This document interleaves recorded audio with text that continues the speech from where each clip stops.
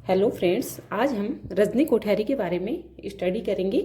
रजनी कोठारी, जो कि हम सब जानते हैं, एक भारतीय राजनीतिक विचारक हैं और इनके साथ के जो हैं वो आशीष नंदी, ठीक है, और अरविंद पनगड़िया और अमर्त्य सेन, ये भी एक भारतीय राजनीतिक विचारक हैं जिन्होंने भारतीय राजनीति के बारे में काफ़ी व्यापक से चर्चा की है और काफ़ी व्यापक परिप्रेक्ष्य में जो है वो राजनीति और जाति के बारे में और बताया है। और जो रजनी कोठारी जी हैं, इन्होंने जाति की सकारात्मक भूमिका का वर्णन करते हुए बहुत अच्छे से जो है वो निम्न जो वर्ग है उसको जाति के आधार पर, यानी यदि आप लोग उन्होंने कहा कि यदि आप लोग जो है वो निम्न वर्ग जो वो यदि उसमें जाति के आधार पर कुछ आरक्षण दे करके और निम्न वर्ग उच्च पदों पर यदि नियुक्त हो जाता है तो उसकी जो है काफ़ी विकास होता है समाज में। और वही उसी रूप में जो है इन्होंने जाति की सकारात्मक भूमिका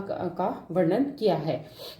तो इसको हम थोड़ा आगे डिटेल में देखेंगे। अभी इतना ही समझते हैं कि इन्होंने जाति की सकारात्मक भूमिका का वर्णन जो है वो समाज के एक अच्छे परिप्रेक्ष्य में वर्णित किया है। अब हम बात करते हैं इनका जन्म 1928 में और मृत्यु इनकी 2015 में होती है और ये भारतीय राजनीतिक वैज्ञानिक और सिद्धांतकार हैं। ओके, अब हम बात करते हैं संस्थाएं। तो संस्थाएं इन्होंने एक तो centre for the study of developing society की स्थापना की है और ये कब की थी? 1963 में। और उसके बाद हम बात करते हैं लोकायन संस्था। तो लोकायन संस्था की स्थापना 1960 में की इन्होंने और इसका उद्देश्य क्या था? बुद्धिजीवी और जनता में संवाद स्थापित करना। ठीक है, बुद्धिजीवी वर्ग है और जो नॉर्मल जनता है, यानी कि जो आम जनता है, उनके बीच जो संवाद है वो स्थापित करना जो है वो इस लोकायन संस्था का उद्देश्य था। अब हम बात करते हैं, इनको एक सम्मान मिला था, जयप्रकाश सम्मान, जिसको हम राइट लाइवलीहुड अवार्ड भी बोल सकते हैं। तो ये कब मिला था इनको? 1985 में, यानी 1985 में जयप्रकाश सम्मान मिला था इनको। ओके, अब हम बात करते हैं एक और इन्होंने संस्था की स्थापना की थी PUCL के रूप में, जो कि एक एनजीओ था और इन्होंने इस एनजीओ ने काफ़ी बाल श्रम का निषेध है ना, बाल विकास से रिलेटेड काफ़ी कार्य किए हैं और मानवाधिकारों से संबंधित भी ये एनजीओ है। तो भारत में जो है बाल विकास से रिलेटेड और मानवाधिकारों से रिलेटेड काफ़ी सक्सेसफुल जो प्रयास हैं वो PUCL संस्था के रहे हैं। तो ये हमें ध्यान रखना है।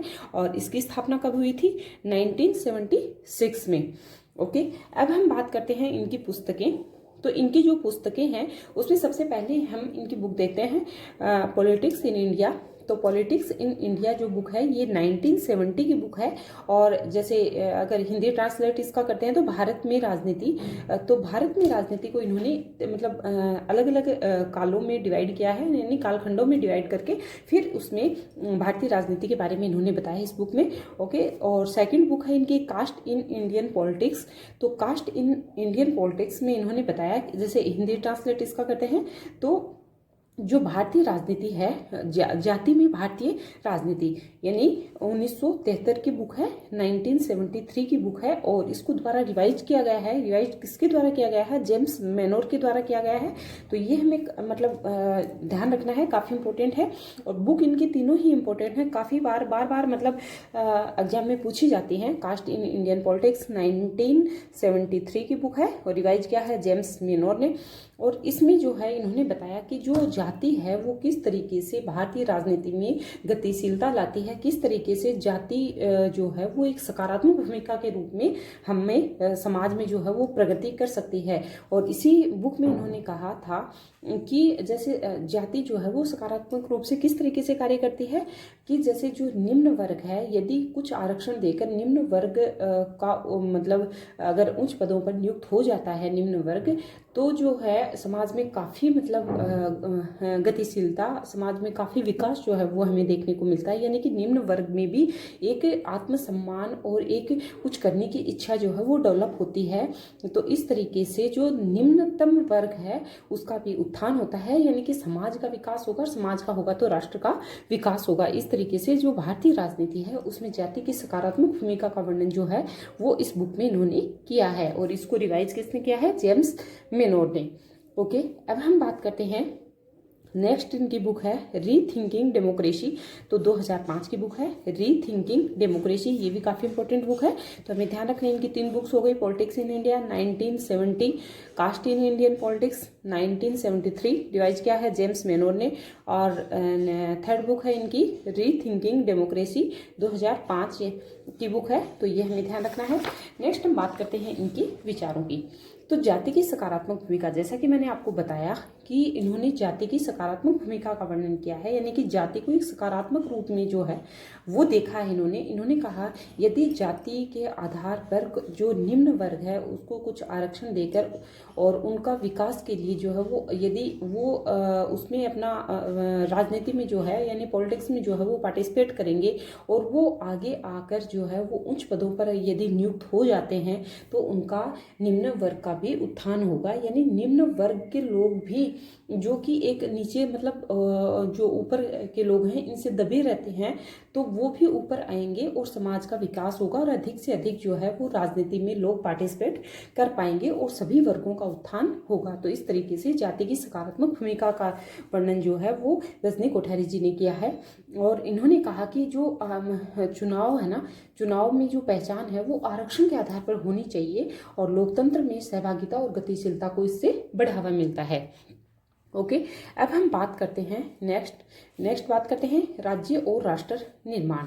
तो जो राज्य और राष्ट्र निर्माण के में जो है वो एक तो क्षेत्रीय और राष्ट्रीयता जो है इन दोनों का समन्वय हमें राज्य और राष्ट्र निर्माण में देखने को मिलता है। उत्पादन में वृद्धि होती है, हरित क्रांति और जो उपभोग है इससे जो है वो राज्य और राष्ट्र का निर्माण होता है। ओके, अब हम बात करते हैं भारत में लोकतंत्र और प्रतिनिधि प्रणाली। तो इन्होंने कहा कि जो भारत में जो प्रतिनिधि प्रणाली है वो धीरे धीरे बहुत ज़्यादा हावी हो रही है, देश में भ्रष्टाचार बढ़ रहा है, जो विकास एजेंसियां हैं इनका जो तो पतन हो रहा है लेकिन भ्रष्टाचार को जो है वो बढ़ावा मिल रहा है। तो इन्होंने कहा कि जो लोकतंत्र के रूप में जो है वो हमें उसका विकास करना होगा, लोकतांत्रिकरण का विकास करना होगा। प्रतिनिधि प्रणाली है वो धीरे धीरे समाज में जो है वो भ्रष्टाचार लेकर आ रही हैं। ये विचार इनके भारत में लोकतंत्र और प्रतिनिधि प्रणाली के बारे में थे। नेक्स्ट हम बात करते हैं पार्टी सिस्टम के बिना चुनाव। इन्होंने बताया कि जो दल विहीन लोकतंत्र है, जैसे कि 1996 के जो चुनाव थे उसका परिणाम क्या हुआ था, ये आज जो भी राजनीति है वो एक मतलब दल विहीन लोकतंत्र का निर्माण कर रही है। यानी कि जो दल हैं, जो पॉलिटिकल पार्टीज हैं वो जो है वो अपना अपना उत्थान की जा रही हैं, यानी कि खुद का बढ़ा चढ़ाकर जो है वो सारा मतलब खुद जो अच्छा क्रेडिट है वो खुद अचीव करना चाहती हैं कि हाँ ये मैंने है। बट ऐसा नहीं होता है। जो आम जनता है यदि वो पार्टिसिपेट नहीं करती है, जो आम जनता जब साथ नहीं देती है तो अकेला कोई भी पॉलिटिकल जो पार्टीज है वो अकेली कुछ नहीं कर सकती है जब तक जनता जो है वो उसमें पार्टिसिपेट ना करे। और जिससे राष्ट्रीय दलों का जो है वो पतन भी हो रहा है, क्योंकि एक देखिए धीरे धीरे जो है वो पूंजीवाद है, नौकरशाही है, भ्रष्टाचार है, ये सब जो है वो हावी हो रहा है किस पर, राजनीति पर। तो राजनीति नहीं रही है, राजनीति जो है वो एक खेल के मतलब खेल बन गया है, सौदे का खेल बन गया है, कैसे भी करके जैसे भी करके अपना नाम कमाया जाए। ओके, तो मतलब जो पूंजीवाद है वो काफ़ी मतलब व्यापक अपना रूप जो आज की राजनीति में ले रखा है, और नौकरशाही जो है वो है, भ्रष्टाचार है, सब हमें जो है वो आज के चुनाव में देखने को मिलता है। तो ये सब उन्होंने बताया, इसके बारे में ये विचार दिए। नेक्स्ट हम बात करते हैं सांप्रदायिकता। तो सांप्रदायिकता के बारे में भी इनके विचार ये थे कि एक तो 1970 के दशक में जो गुजरात में जो दंगे हुए थे उनकी इन्होंने आलोचना की। 2002 में जो सांप्रदायिकता वाला जो दंगा हुआ था उसकी आलोचना की। और अयोध्या की जो कार सेवकों की जो घटना है वो मतलब उन्होंने कहा कि वो निंदनीय है, वो क्या थी, पंथ निरपेक्षता के विरुद्ध थी। यदि हम बात करते हैं पंथ निरपेक्षता, तो पंथ निरपेक्षता जैसा कि हमारे संविधान में जो है वो हमारी प्रस्तावना में पंथ निरपेक्षता शब्द को जो है वो भी जोड़ा गया था। वो हम सब जानते हैं कि 3 शब्द जोड़े गए थे ना, 42वें संविधान संशोधन जो कि 1976 में हुआ था, तो उसमें जो है वो पंथ निरपेक्षता भी एक शब्द जोड़ा गया था। तो पंथ निरपेक्षता का हमारे संविधान में क्या वर्णन किया गया है कि राष्ट्र का अपना कोई धर्म नहीं होगा और उसका वो सभी धर्मों का आदर या सम्मान करेगा। किसी भी धर्म के प्रति कोई भी मतलब कटु आलोचना या किसी भी धर्म को कोई किसी तरीके की निंदा जो है वो संविधान नहीं करेगा। तो इस तरीके से उन्होंने पंथ निरपेक्षता के विरुद्ध थी। जो अयोध्या के जो कार सेवकों की जो घटना थी वो पंथ निरपेक्षता के विरुद्ध थी। ये इनके विचार थे। नेक्स्ट हम बात करते हैं तकनीक। तो तकनीक का इन्होंने एक तरीके से तो समर्थन किया। तकनीक तो इन्होंने बताया कि ये तो पॉजिटिव है, बट जो वैश्वीकरण का जो समर्थन है वो मतलब आज का जो शीत युद्ध से बेहतर इन्होंने बताया। लेकिन जो इतना बुरे तरीके का जो तकनीकी है, जैसे कि बढ़ा चढ़ा के अपना सब कुछ मतलब आज ये कर देंगे वो कर देंगे, ऐसा मतलब आज की जो सोशल मीडिया को देखो, चाहे भले ही कोई यहाँ तक कि एक यूट्यूब चैनल को भी देख लो जो एक ग्रो कर गया है, जो कि एक मतलब झूठी आड़ में भी अगर ग्रो कर गया है तो वो इतना मतलब उसका बढ़ा चढ़ा के लोग जो है वो उसका समर्थन करने लग जाते हैं, चाहे भले ही उसमें गलत ही इंफॉर्मेशन हमें क्यों नहीं मिल रही हो। तो इस तरीके की जो तकनीक है उसको तो इन्होंने बुरा बताया कि ये तकनीक अच्छी नहीं है। वैश्वीकरण का ये नहीं कि उन्होंने ग्लोबलाइजेशन होना चाहिए, इन्होंने ये बोला है, बट वो शीत युद्ध से तो बेहतर है, ये तो रजनी कोठारी जी मानते हैं। बट ये नहीं मानते कि अंधा अनुकरण नहीं होना चाहिए, मतलब आंख बंद करके हम किसी चीज़ का अनुकरण ना करें। ओके, तो इस तरीके से इन्होंने ये बताया। फिर नेक्स्ट बात करते हैं मानवतावादी, सार्वभौम और सर्वोदय। तो मानवतावादी थे ये, सार्वभौमिक मतलब समाज जो है वो सब सारे तरीके से जो है समाज का डेवलप होना चाहिए।